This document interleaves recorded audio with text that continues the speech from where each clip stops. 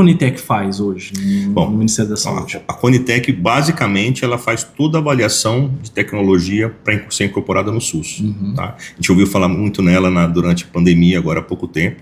É um órgão que funciona muito bem, pessoas seríssimas atuando e apoiando a Conitec, tá? É um órgão importante, referência no mundo, assim como a Anvisa também. Então, assim, mas basicamente o que ela faz? Ela avalia todas as tecnologias que são submetidas para possivelmente entrar no SUS.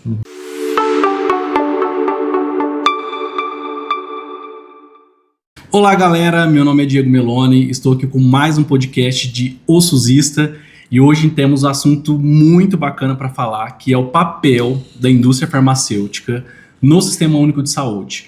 E hoje, para falar de um tema tão especial e um tema que tem um estigma muitas vezes, um desafio, né, de como que chega insumos, medicamentos nos municípios, eu tô com ele aqui, que é farmacêutico, especialista em gestão em saúde, tem uma experiência vasta aí dentro do Sistema Único de Saúde, né, mais de 25 anos atuando nesse ecossistema do SUS, 14 anos de Ministério da Saúde, foi meu colega de época de Ministério da Saúde, e 11 anos de indústria farmacêutica trabalhando com mercado suplementar, mas muito mais com o SUS, né? Como acessar esse mercado do Sistema Único de Saúde.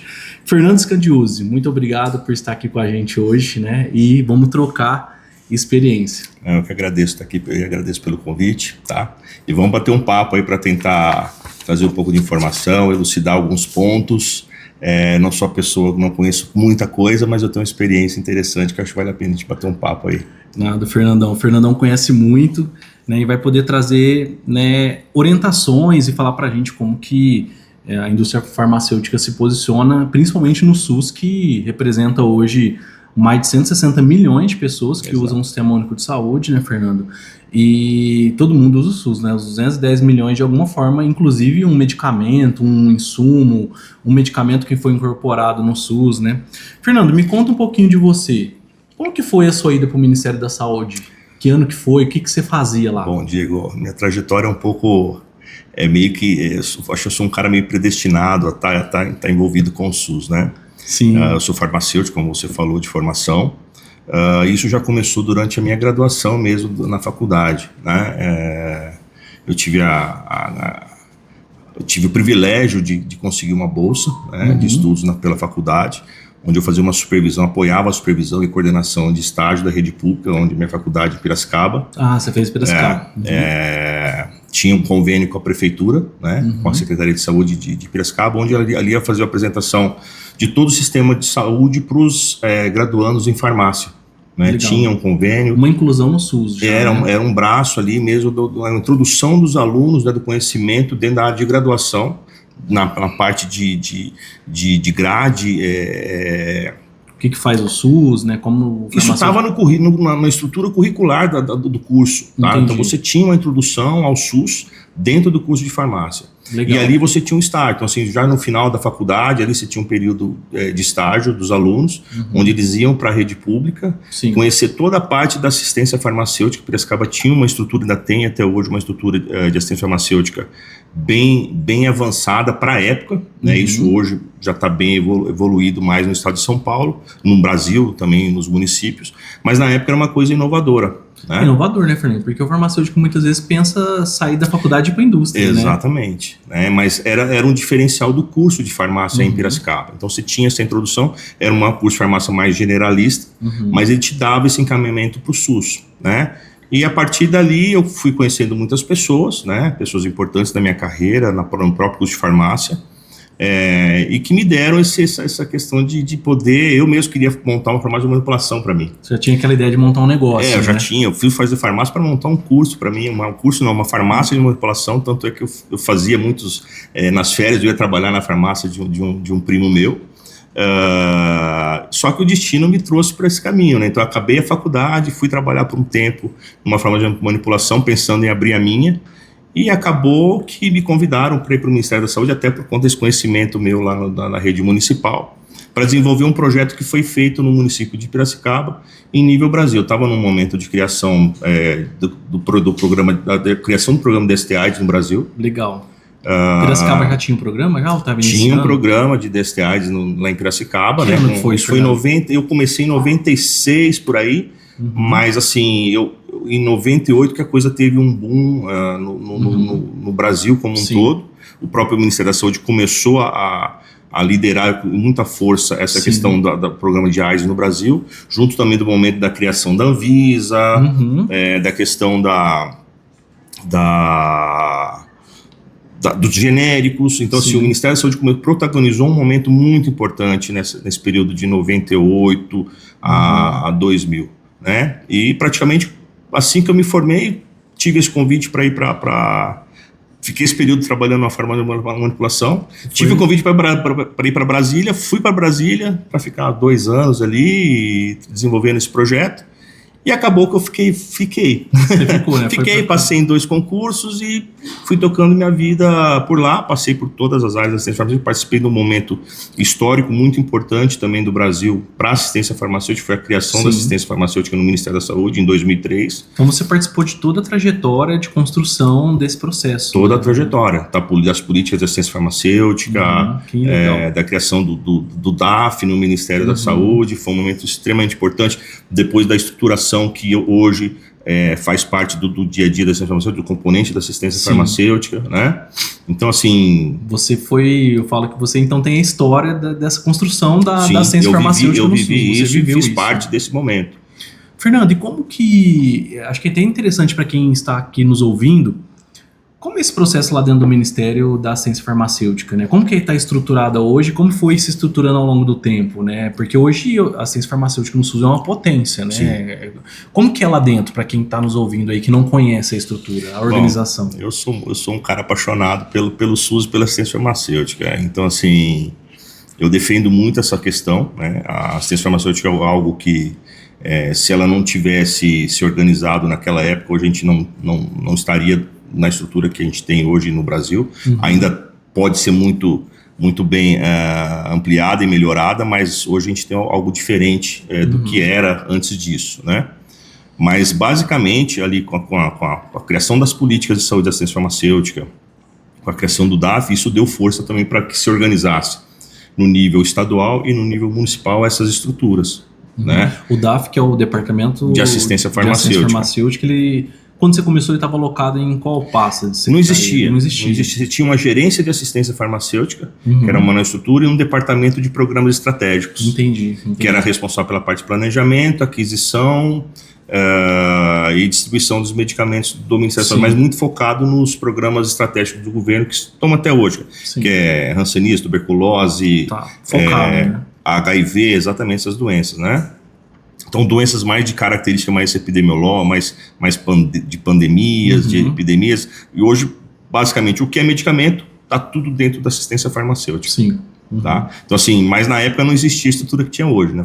Criaram-se duas coordenações dentro do departamento, uma da área de planejamento, né? E programação, e uma outra área de execução mesmo, da parte de compra, de elaboração de contratos, e a execução desses contratos. Então eram 2 áreas que hoje estão estruturadas praticamente eram 3 componentes da assistência farmacêutica que são hoje, né? Agora está com o componente oncológico. Então era o componente básico, o estratégico, o especializado, né? E agora, muito acertadamente, se posso dizer assim, foi criado o componente oncológico da assistência farmacêutica, preparando já para um momento das novas drogas oncológicas, né? Que são orais, né? Tá se trazendo, graças a Deus, também as drogas oncológicas para um tratamento mais ambulatorial, né? Mas meio que cronificando o tratamento da oncologia no Brasil, né? Fernando, e é interessante a gente até colocar aí para quem desconhece esse processo, né, para farmacêuticos, profissionais de saúde, porque como nós tivemos juntos depois, né, eu falo que eu peguei o seu finalzinho lá de ministério, né, você é meu veterano no processo. O Ministério é impulsionador de políticas, né? Então a gente sabe que quando o Ministério da Saúde vai criando departamentos, um organograma, uma função, geralmente isso é replicado para os estados e para os municípios. Por mais que depois cada um tenha a sua organização, de acordo com a realidade, o Ministério da Saúde ele acaba sendo um impulsionador, né? E eu ia até colocar isso para você, né? Para quem está aqui nos escutando, como que é essa divisão desses componentes aí dentro da assistência farmacêutica, né? O que é básico, o que é estratégico, o que é especializado, né? Tá, vamos lá. Primeira coisa, quando a gente pensa na assistência farmacêutica, tem que pensar na questão orçamentária disso tudo, né? Porque isso envolve muito recurso financeiro, você tem que ter um destino para esse tipo de coisa e também ter a previsibilidade desse orçamento. Tá? Então, assim, pensando nessa questão de como utilizar esse recurso para financiar toda essa estrutura, que medicamento não é algo barato, é algo caro, né? E lembrar também que hoje a estrutura do SUS, basicamente, ela é no tripé, né, tripartite, federal, estadual e municipal. O Ministério da Saúde organizou a sua estrutura da assistência farmacêutica dentro desses componentes básico, estratégico, especializado, né, até então, que agora tem o oncológico também, mas são muito parecidas. Então, o que acontece? O componente básico, né, isso tudo pactuado entre as três esferas de gestão, tá? O componente básico são os medicamentos de um custo menos elevado, mas que impacta também, que fica basicamente a critério e responsabilidade dos municípios e estados. Tá. Seria basicamente a relação nacional de medicamentos, que tem todos os componentes, né? Mas lá tem um rol de medicamentos. Da atenção básica. Você tem uma relação mínima ali de medicamentos para compor a atenção básica, que tem um financiamento em cima disso da contrapartida federal. Sim. Tá? Então, assim, você tem isso que são esses medicamentos, mas que a responsabilidade é do nível municipal. É da gestão municipal atender esses pacientes. São as doenças mais prevalentes nos municípios. Hipertensão, diabetes, asma, alguma febre, alguma coisa desse tipo. Então, é esse tipo de tratamento, tá? Medicamentos mais complexos, aí você fica nível de responsabilidade dentro do componente especializado. Tá? Então, vamos lá. O especializado são drogas para doenças de uma prevalência menor, com prognóstico um pouco mais complicado para os pacientes, doenças raras, onde o nível de responsabilidade fica para o nível federal e estadual. Tá? Com valores, aí você tem o grupo 1A, 1B, onde cada um é responsável pela parte de financiamento e há o reembolso entre as partes também. Tá? O componente estratégico, que é o que tinha antigamente, que eu falei, que são as drogas de responsabilidade 100% do Ministério da Saúde. Tá? Que aí sim você tem os tratamentos de doenças para hanseníase, tuberculose, AIDS, malária, geral, né? Os programas do próprio Ministério da Saúde. Ministério da Saúde. Tá? E agora entrando também, recente, o componente oncológico, que aí sim é um direcionamento mais para o tratamento das drogas orais, o tratamento do câncer, também, mas isso, graças a Deus, agora dentro da assistência farmacêutica, onde também a inclusão e a definição desses tratamentos passam pelo crivo da Conitec, passam pelo crivo das secretarias, tanto especializadas de saúde, quanto das SECTICs, para fazer o direcionamento e também após a pactuação lá na CIT, né? Não, legal, né, Fernando? Tipo, a gente tem uma relação municipal básica de medicamentos em que, vamos falar assim, na base, o Ministério da Saúde ele divulga, né, o que seria esse rol de medicamentos básicos. Os municípios eles podem usar esse rol de medicamentos básicos, mas eles podem incrementar também, né? Ele pode fazer uma lei, ele tem autonomia, tanto o Estado quanto o município, para incorporar além do que está na Rename, né, que é a Relação Nacional de Medicamentos. O mínimo, né? Então eu falo, os municípios, quem está nos estudando, profissionais de saúde, o município tem que garantir o mínimo, mas ele pode ter uma relação própria, ele pode fazer isso em forma de lei, né, para dar mais acesso.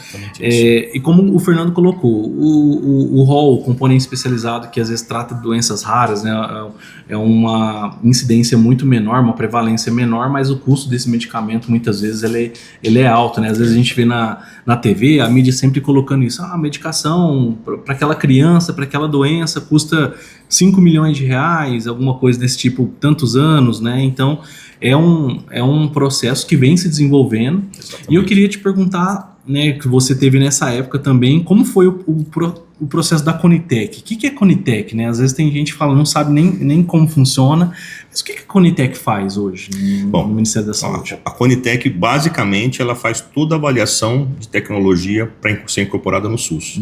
Tá? A gente ouviu falar muito nela durante a pandemia, agora há pouco tempo. É um órgão que funciona muito bem, pessoas seríssimas, atuando e apoiando a Conitec, tá? É um órgão importante, referência no mundo, assim como a Anvisa também.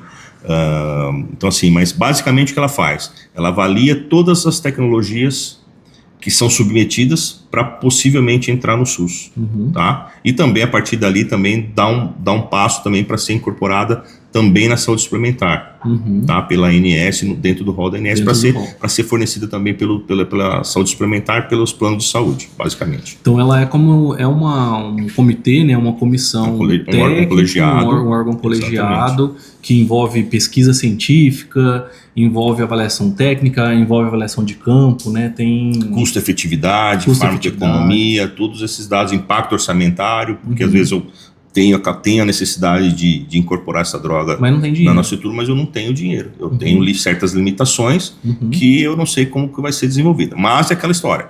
Muitas vezes a Conitec avalia, né, recomenda essa incorporação, né, ela avaliou todos esses pontos. Então, às vezes a pressão da própria sociedade faz com que essas decisões são tomadas, mas politicamente às vezes essas questões não são evoluídas e também financeiramente também fica assim para depois a questão de como que nós vamos disponibilizar ou fazer essa implementação, fazer com que esse medicamento chegue na mão do paciente, de alguma forma. Não, muito interessante, né, Fernando? Então, pessoal, a gente está com o Fernando mega especializado, então eu falo que aqui eu tô tendo uma aula, Fernando, com você, a gente tá conseguindo enxergar o quanto que a ciência farmacêutica no nosso país evoluiu.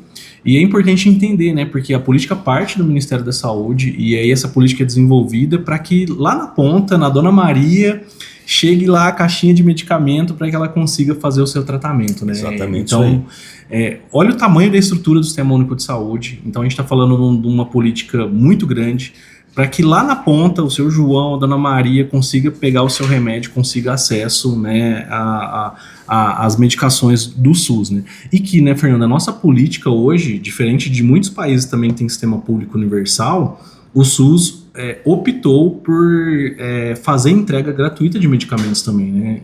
Por exemplo, a gente vê que na França, que tem sistema público, mas as medicações só para a população vulnerável, né? Não é todo mundo que retira medicação, né?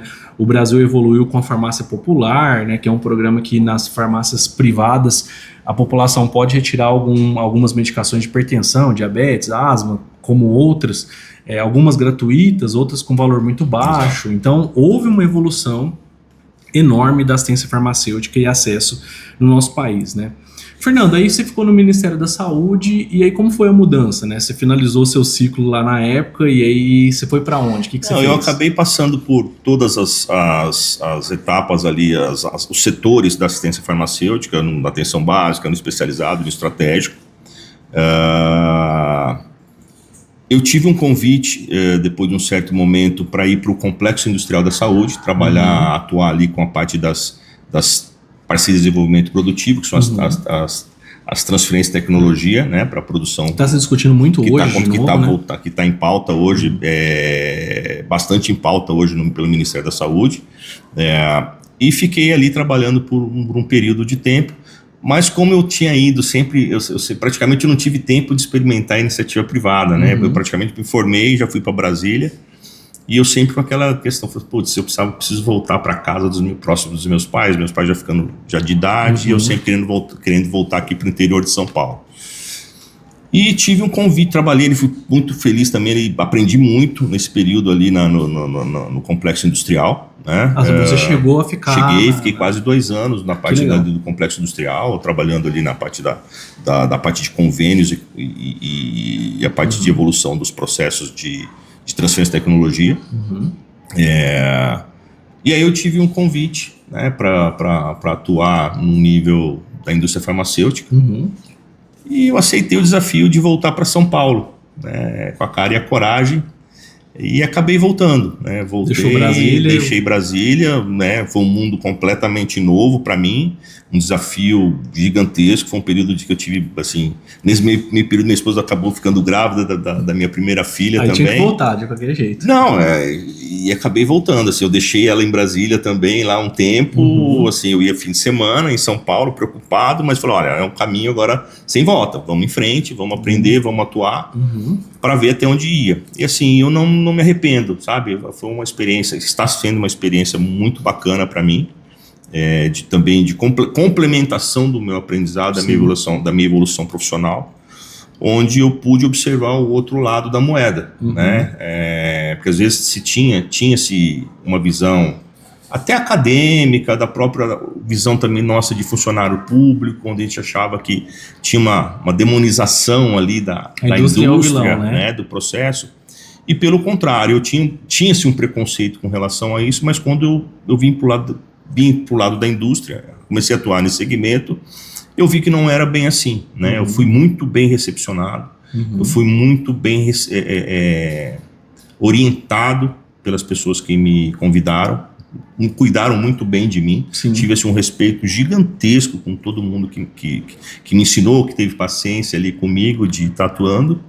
E já no primeiro momento ali interno, fiquei interno um tempo como coordenador de projetos dentro do laboratório.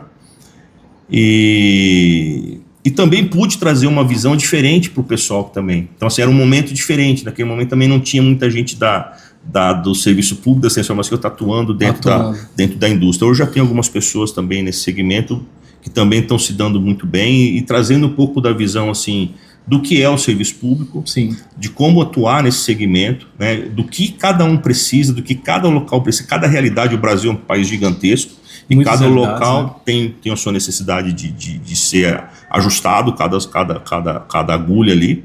Então assim, e fui para a indústria. Fiquei ali 6 meses como coordenador de projetos, já dei uma ajuda ali, uma ideia de como poderia fazer uma estrutura para uma área de acesso, para atender municípios. Acesso ao mercado público. Acesso ao mercado público, exatamente, tá? Mas isso muito em função do tipo de medicamento e produto que tinha no laboratório. Tinha uma necessidade muito grande, porque a gente via, era um momento muito quente e ativo da questão de demandas judiciais, ainda tem bastante hoje, mas na época era muito pior. Isso eu observava também do nível, quando estava no Ministério da Saúde. E aí, falou, gente, acho que já tinha uma ideia mais ou menos do que fazer, de um Key Account Manager para acompanhar as prefeituras. Foi montado esse time, cara, e foi fantástico. Então, né, Fernando, você praticamente abriu esse processo, né? Participou dessa abertura de processo, porque eu tô aqui refletindo assim, eu já estive no Ministério, estive no município, e a gente sabe da cultura e do estigma que é colocado na sua totalidade, não que também não exista interesses, né? Mas é sempre a indústria é o vilão, né? Quer vender, mas a gente tá falando, tem uma questão de acesso. Você colocou do complexo industrial da saúde que o Ministério iniciou, parou a própria política, né? Não avançou. Agora o governo atual tá discutindo, né? Eu vi a ministra Nízia até falando do complexo industrial de novo, uma parceria com a EMS para pôr uma fábrica em Hortolândia, né? Então estou vendo movimentos do Ministério quanto a isso. A indústria farmacêutica, ela movimenta, né, muitos recursos por conta que... Bilhões, né? Até vi a última reportagem de 2003, movimentou mais de 190 bilhões de reais e tem uma projeção até 2027 de ampliar isso em 30%. Então, algumas indústrias dobraram o tamanho, etc. Porque também tem uma demanda da população, o SUS vem proporcionando mais acesso. Quanto mais você organiza o sistema, mais ele capta pessoas. Isso. E mais caro vai ficando. Porque, na verdade, né, Fernando, a indústria, ela fez um desenho para o mercado privado, né? O que vem na minha mente, né? O Diego, que iniciou na saúde pública lá atrás, que tinha muito o papel do representante, né? Até lembrando quando a gente vai no consultório médico, né? Você via um cara lá meio de terno, com uma pastinha, que ele quer falar com o médico, deixar as caixinhas lá de amostra, né, tal. E quando a gente fala do mercado público, que nem você é uma pessoa que quando a gente fala do mercado público, né, que nem você é uma acesso, né, que estruturou, e aí eu vou falar um pouco de todas as diretrizes, né, ele é totalmente diferente. E aí eu vou falar um pouco de estruturar o acesso no mercado privado, ele é totalmente diferente, um tipo de relação. Estruturar o acesso no mercado privado é totalmente diferente, um tipo de relação. E como que você enxerga isso, né? O que você vê de desafio no mercado público? Como que você enxerga isso, né? Para acesso. O que você vê de desafio no mercado público? Como já te disse, melhorou muito. Para acesso. O processo melhorou, o processo de qualificação, melhorou muito os profissionais, melhorou o processo de qualificação dos profissionais, A estrutura, a legislação melhorou, a própria organização do sistema melhorou, legislação melhorou, mas o que eu vejo muito organização do sistema melhorou hoje na parte, mas o que eu vejo muito o grande problema do SUS hoje na parte de recurso, assistência farmacêutica. Espero que agora com a nova lei de licitação melhore um pouco a forma de como se faz uma compra de medicamento, os processos. Fernando, até pensando, queria tocar na questão de licitação. Quando fui gestor lá de um município, secretário adjunto, o problema era, faz um registro de preço pro ano inteiro, aí vem um monte de medicamento, vem um monte de indústria, distribuidora, etc. Aí todo ano você tem que refazer tudo de novo, os preços se alteram, aí não te entrega, e aí falta, a população briga. Você acha que com a mudança da licitação isso ajuda? Eu acredito sim, até por conta de uma nova eu acredito sim, até por conta de uma nova lei de licitação, que hoje uma nova abertura você não precisa mais fazer da lei de licitação, que hoje você licitar não precisa mais fazer, a licitação já está permitindo você manter licitar aquele processo por 5 anos, já está permitido, então isso já melhora aquele processo por 5 anos, os processos, isso já mais claro, você tem que estar vigilante, e os processos, e que todo mundo também comece a se adaptar um pouco para a nova legislação, que todo mundo também comece a se adaptar um pouco para a nova legislação, órgãos muitas pessoas ainda não, muitos o próprio Ministério da Saúde está batendo na cabeça com essa nova lei lá, né? Eles sabem bem, já estão usando algumas cláusulas da lei, principalmente essa questão de 5 anos, tá? Mas vamos ver como isso vai acontecer daqui para frente, né? É importante ter, é por isso que você tem que ter um planejamento muito bem feito no nível municipal, né? Planejamento da parte de organização, porque as empresas, eu estou falando não só da indústria, tá? Porque a indústria, principalmente para o nível municipal, utiliza muito a rede de distribuidores para fazer esse atendimento. Porque a indústria, lembrando que a indústria não tem estrutura, ela não tem estrutura para fazer o fornecimento para o Brasil inteiro. Então ele usa a rede de distribuidores para fazer essa capilarização dos medicamentos, tem que chegar na ponta, na mão do paciente, no tempo correto e no preço adequado. Sim. Então tem toda essa questão. E às vezes o que acontece? O gestor, ele não enxerga, ele está cuidando dele da função ali dele do dia a dia, né? E às vezes a questão burocrática atrapalha, não tem mão de obra suficiente para fazer esse processo. E aí ele não consegue dar conta de um planejamento adequado. Sim. É por isso que é importante ter uma assistência farmacêutica funcionando bem, de forma estruturada, para que não atrase os processos. E aí, organização de recurso financeiro, senão fica tudo fazendo dispensa de licitação toda hora, Ministério Público compra em mal, cima, vira judicialização. dá um problema gigantesco isso aí, né? Ô Fernando, e quando você pensou nesse processo de estruturação do mercado público mesmo, né? Entendendo que ele é muito diferente do mercado privado, né? Eu tenho feito palestras, capacitações, né? Inclusive para algumas indústrias nesse sentido. O mercado público é totalmente diferente. Total. Como que você foi pensando nesse passo a passo, né? Continua fazendo esse mecanismo de visitar médico no mercado público, de gestor, ou ele é diferente a abordagem? Então, aí a questão ninguém faz nada sozinho, tá? O trabalho é feito em equipe, principalmente no sentido de que a gente tem que trazer um pouco da visão nossa de ex-gestor para o campo, para fazer um processo de educação com os representantes, com os consultores, com os gerentes regionais, com os gerentes cidades, com o gerente de produto. Tem um trabalho interno dentro da companhia. Então, se eu falo assim, muita gente tem que ter o cliente interno e o cliente externo. Sim. Tá? Então, o cliente interno é o time que está comigo aqui dentro da empresa, ou seja, visitando o médico, ou seja, visitando um plano de saúde e dentro da companhia. Você tem que educar as pessoas, que você não consegue dividir, as pessoas não enxergam como funciona uma coisa e outra. Que é diferente. Acha que você está indo na farmácia, pede meu medicamento e ponto final. E não é bem assim que funciona a coisa. Então, assim, no serviço setor público, como é que funciona? Muitas vezes eu fui visitar médicos com o próprio representante, que atuavam no segmento público e privado. Que pode ser numa unidade de saúde, num hospital público. Ou na próprio consultório médico. Tá? Que também não entendia muito bem como funcionava. Porque eu prescrevo aqui, eu não consigo pegar o medicamento ali no próprio município que ele atende. Olha a confusão, né? E você não consegue. Então, assim, você tem que ter essa noção e ter o conhecimento, botar isso na balança, falar assim, olha, não é assim que funciona. E você ser uma pessoa que faz o elo entre toda a cadeia do órgão, do município ou da Secretaria Estadual de Saúde. É quase uma capacitação, uma mediação. É uma mediação, é um processo de educação, é um processo de orientação de como fazer. Então, às vezes você tem o medicamento lá e o médico não sabe nem como orientar. Não existe o paciente, o seu Zezinho ali, ele não consegue saber onde que ele vai tirar o medicamento dele, porque é um processo burocrático. São pessoas humildes, são pessoas sem pouca instrução.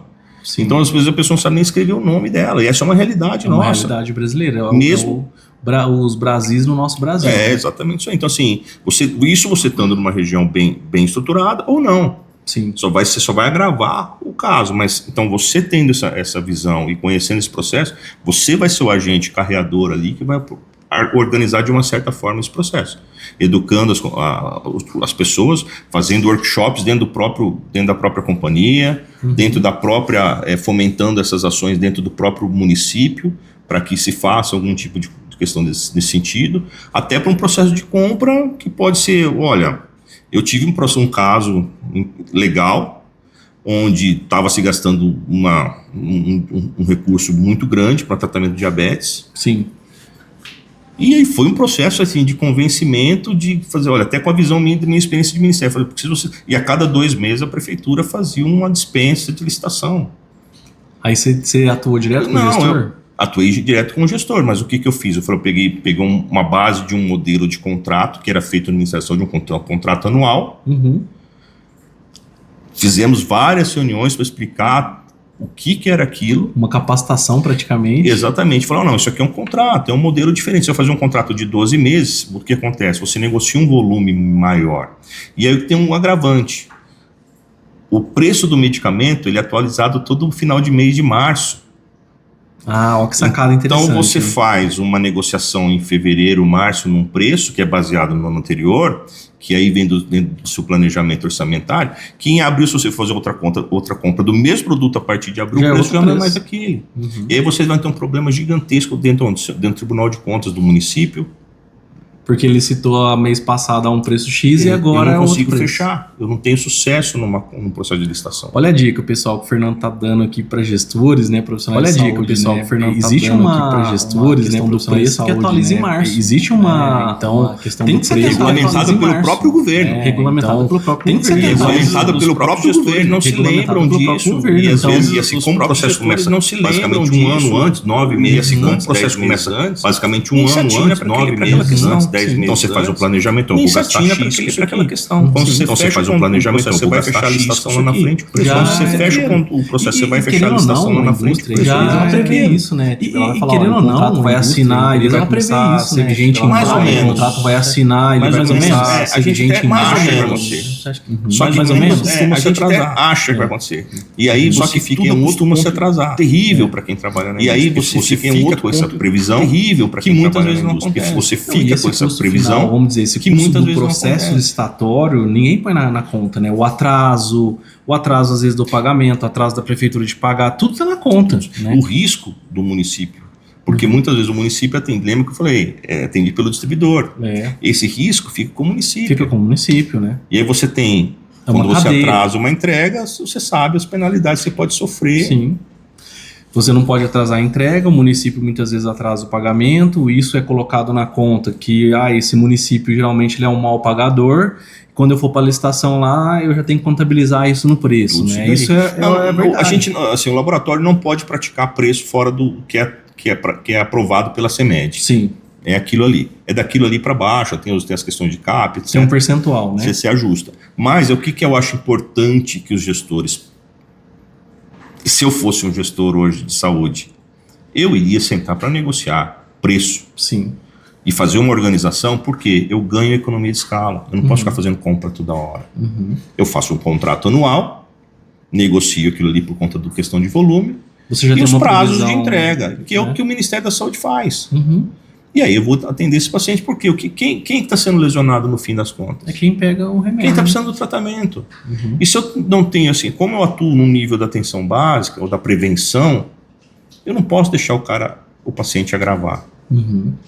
Porque vai custar, olhando dessa forma, tá? Além da questão da saúde da pessoa, do bem-estar da pessoa, você tem uma questão da qualidade de vida e também o impacto de outros serviços da média e alta complexidade. Sim.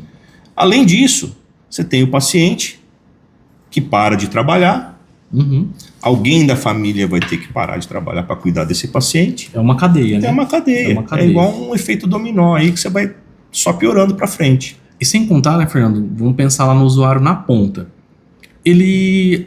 Todo esse ciclo, não entregou o medicamento, não comprou no tempo certo, o paciente ficou sem um remédio, ele não consegue comprar, ele às vezes é um hipertenso diabético, por exemplo, que 30% da população praticamente ou é hipertenso ou é diabético ou tem os dois, e aí esse cara fica um tempo sem remédio, e aí ele pode evoluir para um AVC, e aí ele vai ficar acamado, e ele só piora, né? Então é uma cadeia dentro do programa. E aí depois que chega, o seu Zezinho vai tomar os 30 comprimidos de uma vez só, que ele não tomou. Isso. Quando não pega do vizinho, né? Então é uma loucura. É isso aí. Ô, Fernando, tem uma história interessante quando você coloca aí do mediador, né? Que é importante quando a gente começa... É um mediador, começa a educar, fala pro gestor, né?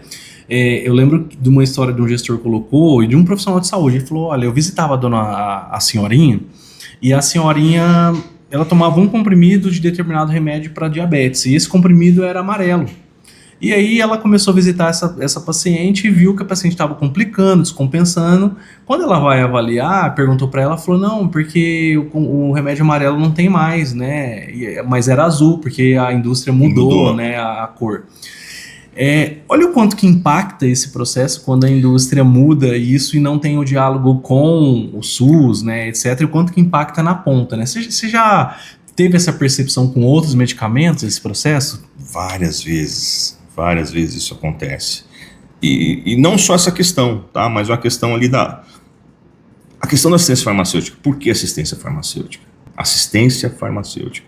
Não é o ato simplesmente de dar uma assistência farmacêutica. Toma lá, né? Não é o ato simplesmente de dar uma questão de você ter esse medicamento. Né? É a questão de você orientações ter esse medicamento ele tomar, por que ele está tomando. Todas as orientações para o paciente e observar por que ele está tomando. O farmacêutico é a pessoa que também às vezes está num ponto ali, que o farmacêutico é a pessoa que também às vezes está num ponto ali, saber se está tendo algum efeito, até para orientar ele para saber se está tendo algum efeito, até para orientar ele para que volte para o seu médico, a pessoa está descompensada, então assim, é prestar todo esse serviço de orientação, é prestar todo esse serviço, acompanhar ele ali no dia a dia. Atendimento, a clínica do farmacêutico, né? É mais ou menos, mas é a pessoa que às vezes o paciente não tem a condição de entender esse processo, né? E como deve tomar, ou explicar para uma pessoa que tenha um entendimento melhor para poder estar acompanhando essa pessoa em casa, no dia a dia. Senão, não tomei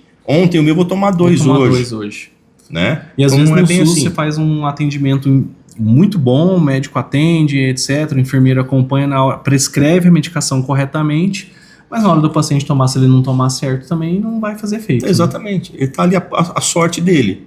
Né? Então, assim, muitas vezes o farmacêutico é um profissional extremamente importante e relevante para esse processo de acompanhar, orientar e educar os pacientes ou acompanhantes ou cuidadores, né? De como tomar, como utilizar esse medicamento e também observar ali se está tendo algum efeito adverso, algum efeito colateral, alguma coisa indesejável que possa vir a ocorrer. Né? Ô Fernando, e uma questão que você colocou aqui bem no início, eu fiquei pensando. Você falou, olha, quando eu fui para a indústria, eu comecei a enxergar que o processo é diferente, né? Como que a indústria farmacêutica enxerga o SUS hoje, né, por dentro? Como que você vê esse processo de fazer chegar essa medicação? Porque, de novo, fica naquela questão, tipo, a indústria quer vender, é uma empresa, né? Mas como que ela enxerga esse acesso da medicação e os cuidados? Porque até assim, você como amigo da indústria, tem outros amigos da indústria farmacêutica, eles falam muito, né? Tem compliance, tem quem fala isso é o advocacy, é uma pessoa responsável que só pode falar com aquela pessoa. Como que é isso por dentro? Bom, dentro da indústria você tem os processos, cada pessoa, cada perfil de posição dentro da indústria tem seu papel, né?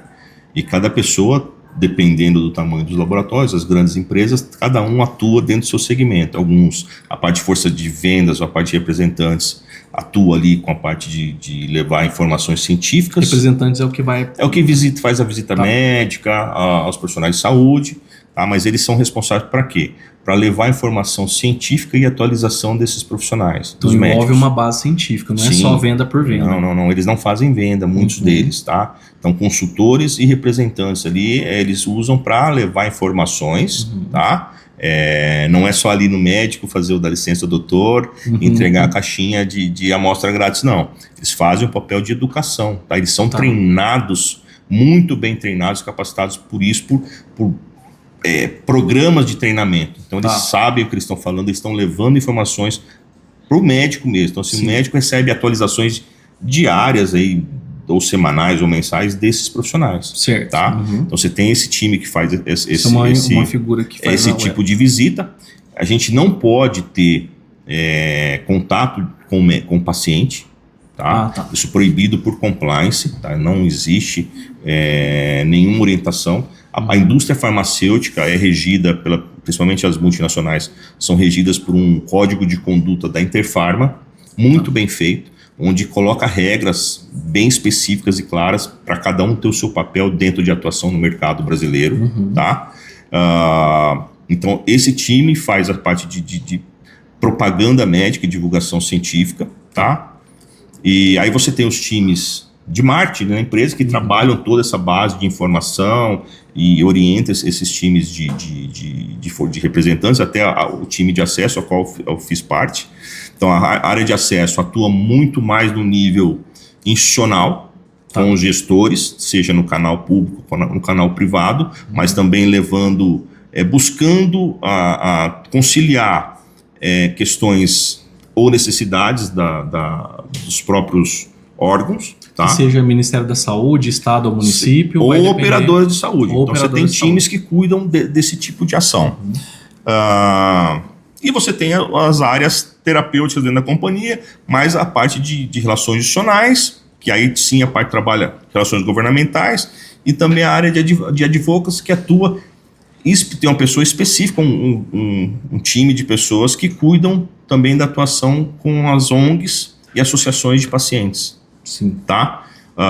Que aí sim essas pessoas podem falar com essas entidades. Com as entidades representativas dos cidadãos, exatamente, para verificar qual a necessidade que eles têm, se há alguma coisa que pode ser feita, mas tudo cumprindo uma regra de compliance extremamente rígida e rigorosa, tá? Onde o paciente, ele é o foco e o ponto principal, mas a gente nunca atua diretamente com cada um desses pacientes. Entendi. Tá? Então tem todo um arsenal de regras, não é vender por vender, né? A gente não fala nem em vender, porque quem às vezes atua nessas áreas não trabalha com a área comercial. Então a área comercial tem seu cantinho lá específico, sim, que trabalha muito com a parte de venda, com metas, etc., mas não se envolve na forma de vender, até por questões de ética, né? A gente tem que estar focado o que é. Aqui é o paciente no centro de tudo. Sim. Aqui a gente tem que fazer com que o paciente receba o seu tratamento dentro de um custo razoável, mas o que? Buscando atender a necessidade de um conjunto de pessoas ou da sociedade. Exatamente. E quando acontece assim, né, Fernando? Nós temos a incorporação de um medicamento, né, no SUS, e aí vou falar um pouco até da minha experiência, né? A gente pôde trabalhar num caso de um medicamento específico, e a gente viu que tinha quando você produz aquela aplicação daquele medicamento, o governo faz um retorno FAEC, né, que é um repasse do que você produziu, e quando a gente analisou o caso, a gente viu que falou, cara, essa medicação se paga, se eu produzir tudo praticamente na sua totalidade, o Ministério da Saúde vai pagar, e o município não vai ter custo nenhum se ele produzir e dar acesso a essa medicação à população, né, que é um caso que a gente viveu. Só que tem um desafio grande que muitos municípios, primeiro, desconhecem essa aplicação ou não tem um profissional que toma a frente. O que fazer com isso, né? Eu tenho que trabalhar mais educação. O que você vê para conscientizar o gestor, que é quem vai apertar o play lá, se vai poder ter essa medicação ou não? Então, essa é a pergunta de $1 milhão, né, cara? Porque... Você já viveu isso com outros medicamentos também? Isso é comum. Por quê? Cada local tem a sua realidade, cada gestor tem a sua prioridade. E nem todo local desse tem uma pessoa que vai conseguir chegar nesse gestor. Isso eu falo tranquilamente, nos 3 níveis de 3 esferas de governo. Sim. Então, assim, de conseguir enxergar isso. Conseguir ter abertura, mostrar que você tem possibilidade de melhorar um pouco esse processo, tá? E se tivesse, né, se todas as pessoas tivessem uma mente aberta ou tivesse tempo para poder, eu acho que todo mundo querendo buscar o melhor. Sim. Ninguém está fazendo de má fé nada, mas é uma questão de visão, de visibilidade do que é prioridade ali no dia a dia. Mas eu vivenciei isso muitas vezes, até pouco tempo, situações desse tipo, onde, assim, pontos onde as próprias políticas também não estão bem estruturadas, bem desenhadas. Não consegue fazer chegar, né? Você fica atuando muito, assim, num nível de responsabilidade de média e alta complexidade do nível municipal. E aí fica aquele jogo de empurro, o paciente não sabe. Você tem uma regulação que não consegue. Então, se você pegar um paciente hoje, onde a porta de entrada dele é UBS, aí detecta que o cara tem um agravamento de um quadro aí proveniente de um diabetes. Eu encaminho ele para um especialista.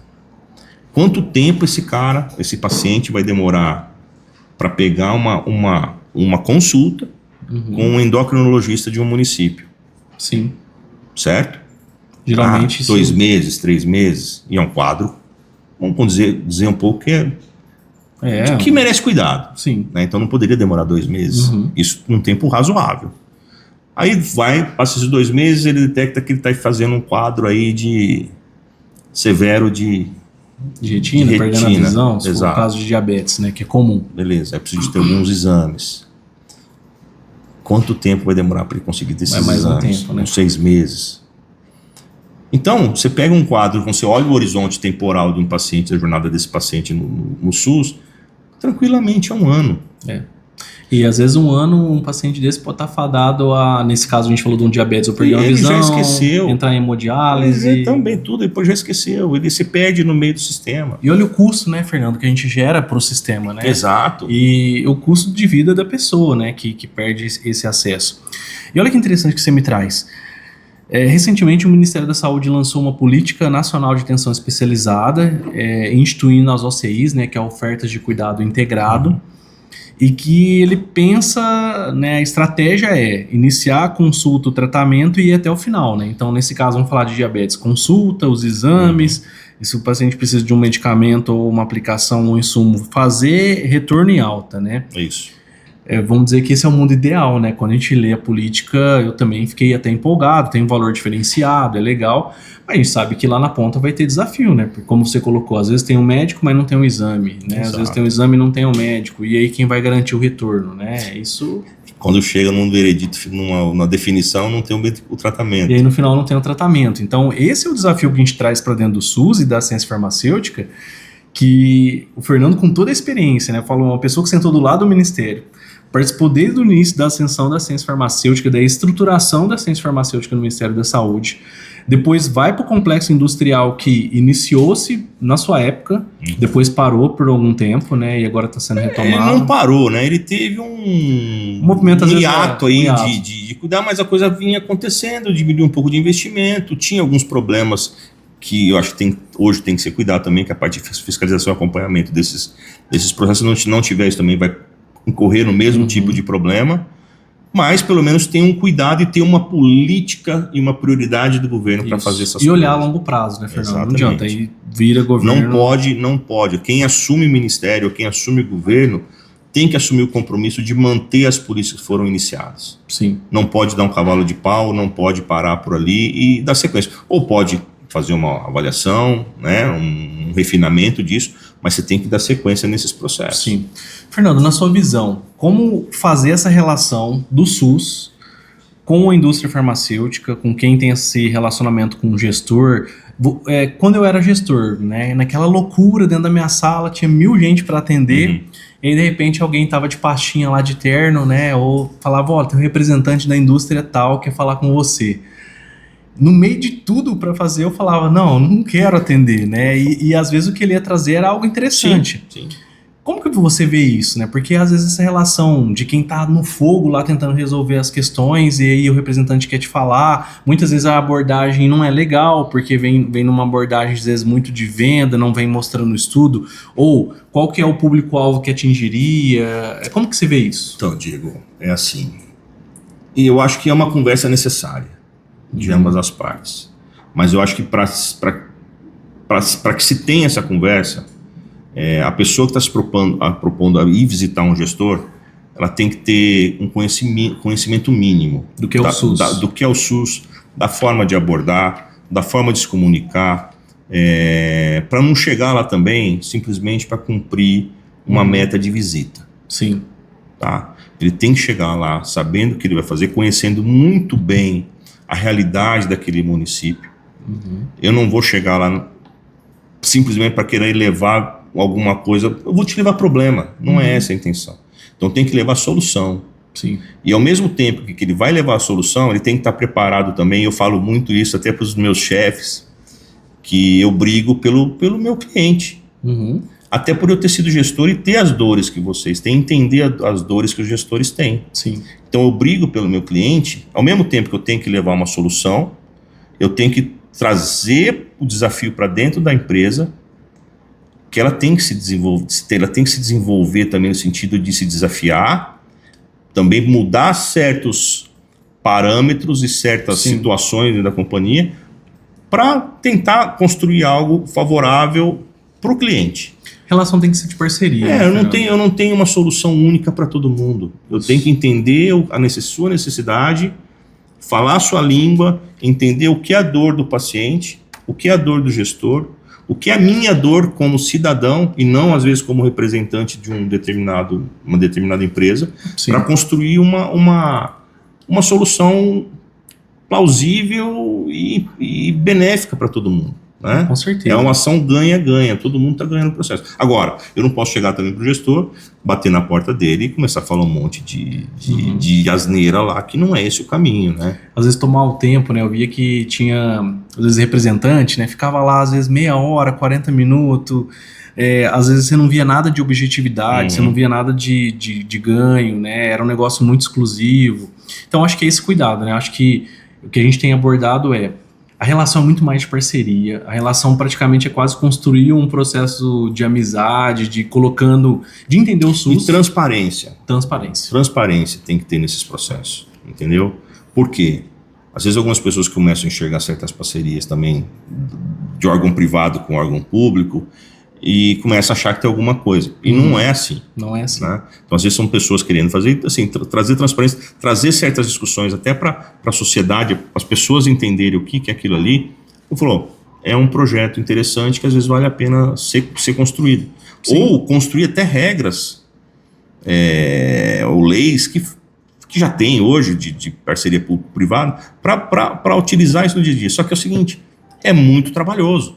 Com certeza. E quando você pega um gestor público, o tempo dele de vida útil ali naquela posição em média, uma pessoa que fica 4 anos. 4 anos é muito pouco. É difícil, a média do gestor hoje no Brasil está 1 ano e 4 meses. Né? Eu ia falar 2 anos, mas eu estou pegando assim, no melhor dos cenários.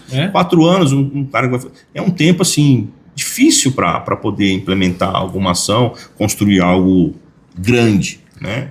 Temos um desafio enorme aí, né, Fernando, da junção da ciência farmacêutica com o SUS, né?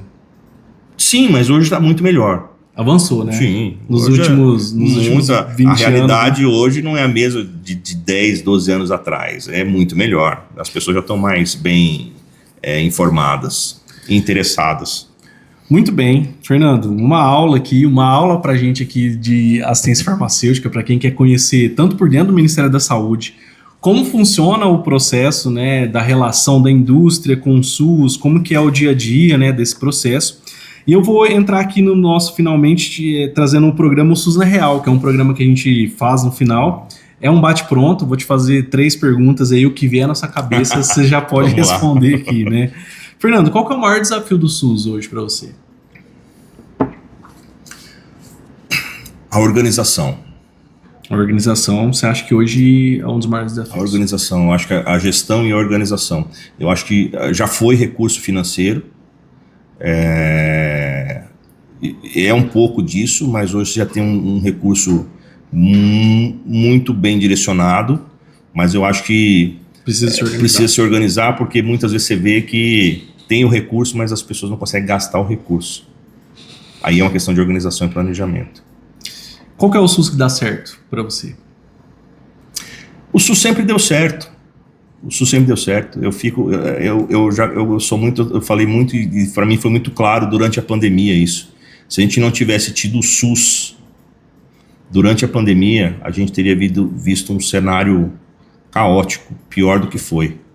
Porque aí sim a gente ia ter um problemaço. Com certeza, né? O SUS salvou muita gente. Muita gente. Do rico ao pobre. Exatamente. Né? Assim, e o SUS acaba puxando o sistema de saúde privado junto. Uhum. Ele regula um pouco aquilo ali. Então, assim, ele não deixa faltar lá porque tem um pouquinho. Não é 100%, tem suas falhas, mas é muito melhor do que nada. Com certeza, com certeza. Não comparando o SUS com nada, tá? Pelo amor de Deus. Não, o SUS atende, né, muito com qualidade. E a última pergunta, Fernando. O SUS que eu quero, qual que é o SUS que você quer? O SUS que eu quero é um SUS que atenda a todas as pessoas, atinge seus objetivos, não deixa as pessoas carentes demorarem numa fila de atendimento, seja ele para uma cirurgia, seja ele para receber um medicamento, seja ele para ter um acolhimento, seja ele para ter uma consulta básica ali. Mas esse é o SUS que eu desejo, esse é o SUS que eu espero um dia ver, mas eu sou muito grato e sou muito feliz ao SUS porque eu aprendi muito com ele e aprendo todo dia. E veremos, Fernando, e veremos. Se Deus quiser. Né? E veremos. Estive aqui com o Fernando Scandiuzzi e aí eu quero dar um presente para ele, né, antes da gente encerrar aqui. Fernando, tem um presente para você. Muito obrigado. Muito obrigado pela aula, né, pela discussão. E além de tudo, eu trouxe aqui, né, quero que você verifique aí um certificado que eu trouxe para você e todo mundo que vem no nosso programa. Esse é um certificado, né, no seu nome, de SUSista, um SUSista honorário. Né? Então, Fernando Scandiuzzi aqui, um SUSista que já teve de um lado do Ministério da Saúde, que também esteve na indústria fornecendo medicamentos e dando acesso aos medicamentos para a população. Fernando, muito obrigado. Eu que agradeço e conte comigo sempre. Isso aí. O nosso professor, e esse foi mais um capítulo de O SUSista. Um abraço.